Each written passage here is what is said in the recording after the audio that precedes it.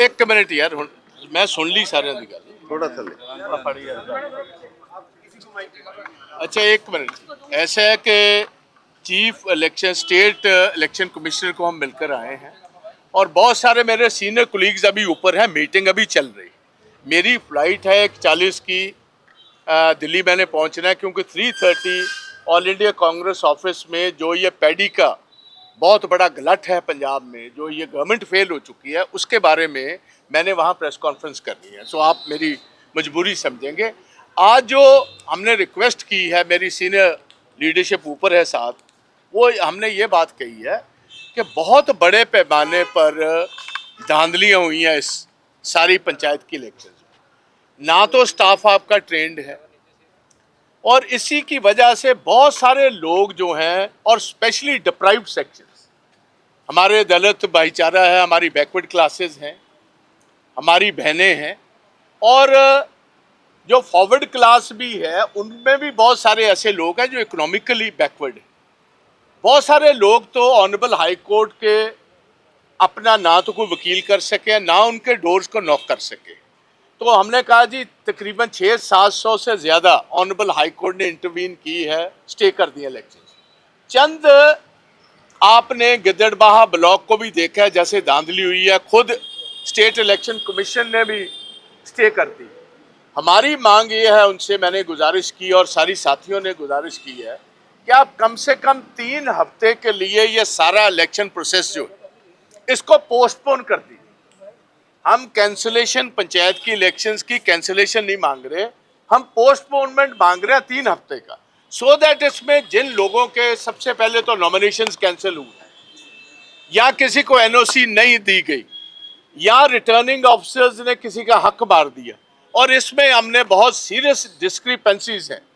एक डिस्क्रिपेंसी बड़ी तो ये है कि जो इन्होंने वोटर लिस्ट उठाई है वो है 1 जनवरी 2023 की, और जो हमारे लोकसभा की इलेक्शंस हुई है वो 1 जनवरी 2024 की। तो इसमें बहुत सारे वोटर्स जिन्होंने पार्लियामेंट में वोट डाली है वो पंचायत इलेक्शंस में उनका वोट ही नहीं। बहुत सारे इसी वजह से ना तो मेंबर पंचायत खड़े हो सके, ना सरपंच खड़े हो सके। नंबर 2, हमने ये बात कही है, हमें ये खदशा है कि जो आपने ये जो बैलेट पेपर है प्रिंट करवाया है, इसका पैरेलल बैलेट पेपर ये आप वाले जो है प्रिंट करा रहे, और फर्जी बैलेट। हमें जो इंफॉर्मेशन मिली है, क्योंकि इनको पता है इनके हालात कोई अच्छे नहीं है, सो हर गांव में बूथ वाइज इन्होंने तकरीबन 1000 वोट पर 100 नकली बैलेट पेपर सेम सीरीज का, सरपंच का पिंक कलर का है, पंच का सफेद कलर का है, वो छपा लिए हैं और अपने लोगों को कह दिया कि जब आप अपनी वोट डालने जाओगे 2-2 बैलेट और डालते रहे। एक तो हमने मांग की है होलोग्राम आप लगा दीजिए, या आज ये सारी टेक्नोलॉजी है जिसके साथ ये चोर दरवाजे का जो इनका धंधा ये बंद हो सकता है। नंबर 2, हमारी मांग है कि वीडियोग्राफी आपने 100 अगस्त तक कल पोलिंग बूथ के बाहर अलाउ की है। अब इलेक्शन कमीशन ने, स्टेट इलेक्शन कमीशन हमें विश्वास दिलाया कि कल की इन्होंने एक चिट्ठी भेज दी है कि जो कैंडिडेट है सरपंची में खड़ा हुआ या उसका इलेक्शन एजेंट है, वो जब गिनती होगी, हमारी गुजारिश है कि जब वोटिंग ओवर हो जाएगी 4 बजे, उसके बाद अंदर इलेक्शन की काउंटिंग वहां होगी, और काउंटिंग में धांधली होने का बहुत ज्यादा खदशा है हमें सारी ऑपोजिशन पार्टी।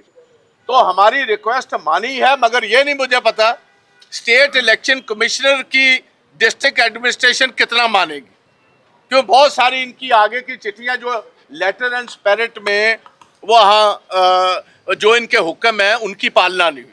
तो इन्होंने ये बात हमें तस्लीम की और ये कहा है कि अगर कोई वोटर लिस्ट जो वहाँ कैंडिडेट है वो गिनती में अपने कैमरे के साथ उस सारी प्रोसेस को ऑन कैमरा लेना चाहेगा, हम अलाउ करेंगे। अगर कैंडिडेट नहीं है तो उसका इलेक्शन एजेंट कर सकता है। सो ये सारी बातें हमने इनके सामने रखी है। हमने मांग की है कि 3 हफ्ते आप पोस्टपोन कर दीजिए, उसमें जितने लोगों का हक मारा गया सभी को हक मिल जाएगा। Thank you.